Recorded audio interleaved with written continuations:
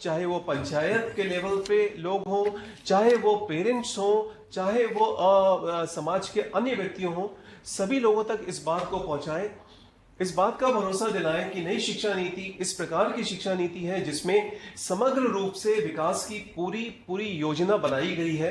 किस तरीके से इसमें अलग अलग कलाओं के बारे में चर्चा की गई है, अलग अलग सीखने के बारे में चर्चा की गई है, ये आप सभी को बताएं।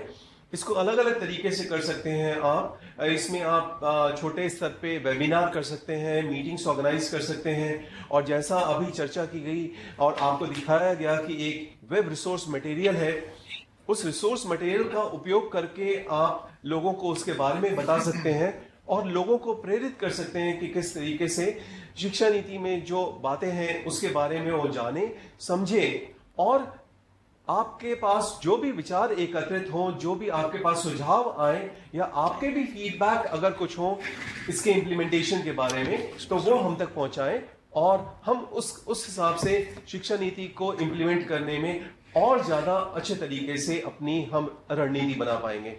मैं यहीं पे विराम देता हूं और आप सभी का बहुत धन्यवाद करता हूं। आप सभी आज हमारे साथ जुड़े, इतना समय आपने हमारे साथ बिताया, और उम्मीद करता हूं कि आज के इस कार्यक्रम का लाभ आप सभी के माध्यम से जन जन तक पहुंचेगा और जितने भी लोगों तक आप जोड़ सकेंगे उन सभी लोगों तक इसका लाभ पहुंचाएंगे। आप सभी को हमारी तरफ से धन्यवाद।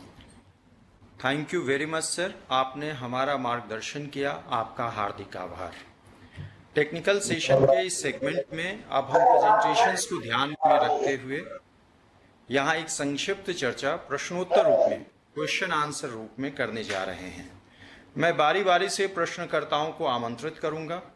प्रश्नकर्ताओं से अनुरोध है कि समय सीमा को ध्यान में रखते हुए अपना प्रश्न कृपया संक्षिप्त सारगर्भित रूप में रखने का कष्ट करें। अपना प्रश्न पूछने के लिए सबसे पहले मैं आमंत्रित करता हूं बनारस हिंदू विश्वविद्यालय के डॉक्टर बाल लखेंद्र जी को। डॉक्टर बाल लखेंद्र जी।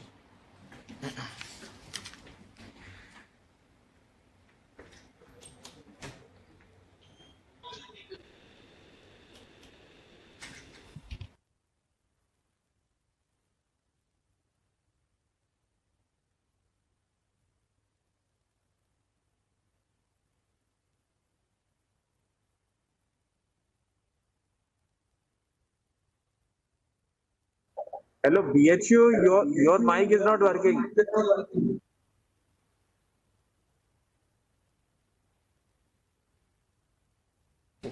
ठीक है, डॉक्टर बाल लखेंद्र जी इस समय हमसे संपर्क नहीं कर पा रहे, तो चलिए इसके बाद मैं सबसे आमंत्रित करता हूं डॉक्टर भुवनेश जैन जी को। Doctor Bhuvnesh Jain, state director Jaipur. स्वागत है मान्यवर आपका। हाँ जी, नमस्कार। पहले तो जो दोनों प्रेजेंटेशन हुए हैं मैं बधाई देना चाहता हूँ, बहुत ही बेहतरीन तरीके से प्रेजेंट किया है और वाकई नई शिक्षा नीति एक नई उम्मीद जगाने वाली है और जो सस्टेनेबल डेवलपमेंट गोल्स है उसको पूरा करने में निश्चित रूप से मददगार बनेगी।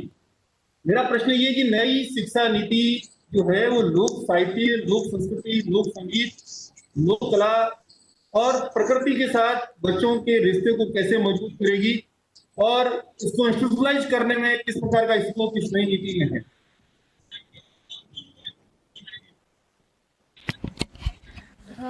आपका प्रश्न बहुत ही अच्छा है।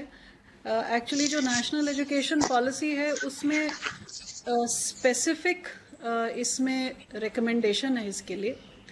जब हम वोकेशनल एजुकेशन की बात कर रहे थे उसमें खास करके कक्षा 6 से 8 के बच्चे जो हैं they are supposed to have 10 days as bagless days, और ये बैगलेस डेज में वो उसी एरिया में रहने वाले क्राफ्ट्स पर्सन, ट्रेड्स पर्सन जो भी हों उनके पास जाकर के देखेंगे कि वो लोग कैसे काम करते हैं, क्या काम करते हैं, सोसाइटी में क्या कंट्रीब्यूट करते हैं, उनका लाइफ कैसा है, उनके घर वाले क्या करते हैं, वो कौन सी भाषा बोलते हैं, वो कितने जनरेशन से ये काम कर रहे हैं। They would try to understand their contribution to society and also the craft or the trade that that person is actually an expert at.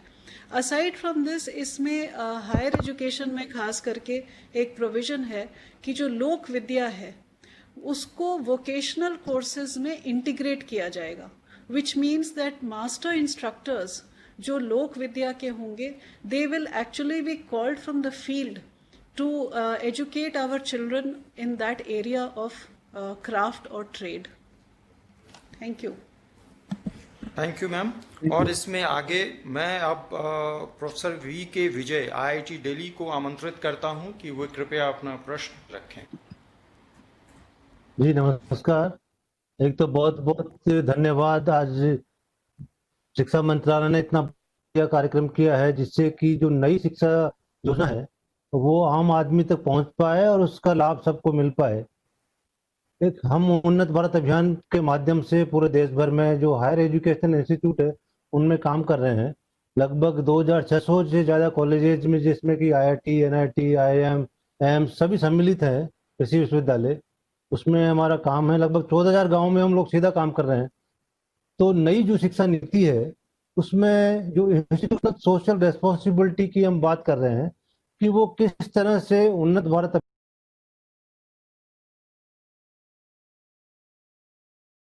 अभियान